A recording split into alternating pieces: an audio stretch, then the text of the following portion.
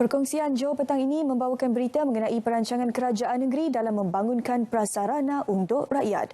Perkembangannya terus sahaja bersama rakan penyampai Anas Matnor. Terima kasih. Beberapa projek mega di Johor yang sedang dirancang kini dalam peringkat kajian dan akan terus dimajukan untuk pelaksanaan pembangunan dalam rancangan Malaysia ke-12. Ia termasuk pembesaran dan penambahan laluan lebuh raya Utara Selatan selain meneruskan cadangan pembinaan lapangan terbang di Mersing. Esko Kerjaya Pengangkutan dan Infrastruktur Muhammad Solihan Badri berkata, beliau masih mengekalkan indeks prestasi utama bagi melaksanakan beberapa projek mega dan projek infrastruktur sehingga hujung tahun ini.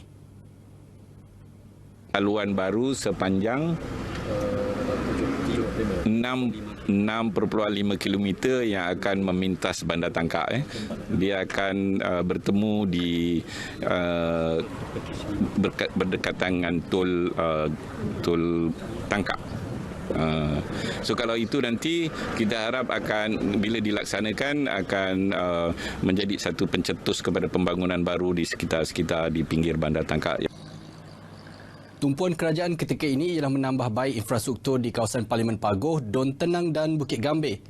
Manakala cadangan pembinaan lapangan terbang Mersing masih di peringkat kajian dan akan dikemukakan kepada Kerajaan Persekutuan.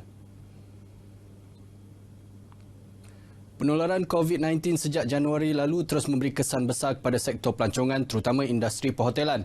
Menurut statistik dikeluarkan Industri Perhotelan Malaysia, Johor merekodkan jumlah pembatalan hotel sebanyak 15,808 bilik bernilai 5.4 juta ringgit sepanjang tempoh 2 bulan lalu. Menerusi pakej rangsangan ekonomi yang diumumkan baru-baru ini, beberapa pengusaha perhotelan menyambut baik inisiatif kerajaan yang bertujuan membantu aliran tunai perniagaan yang terjejas. Ia bagi merangsang permintaan untuk sektor pelancongan dan membantu individu terkesan. 15% itu daripada penggunaan kita sebulan tu memang banyak. Kalau kita tukarkan kepada wang ringgit, so sedikit sebanyak dapat membantu kami dengan aliran wang kita lah. So saya amat mengalu-alukan dan saya amat gembira. Berlakunya fenomena sekarang macam COVID-19, kita punya hotel still ongoing, electricity still berjalan. Jadi dengan pengurangan tarif ni, so kita dapat menjimatkan kita punya bil bulanan lah. Pada 26 Februari lalu, pakej rangsangan ekonomi dibentangkan dengan memberikan diskaun khas sebanyak 15% ke atas jumlah bil elektrik bagi tempoh 6 bulan. Bermula 1 April hingga 30 September depan. Inisiatif bertujuan meningkatkan semula ekonomi dalam negara, khususnya dalam sektor pelancongan yang terjejas akibat penularan wabak COVID-19. Lebih 200 waris keturunan Bentan hadir pada Majlis Himpunan Keturunan Bentan di Felda Ulu Tebrau.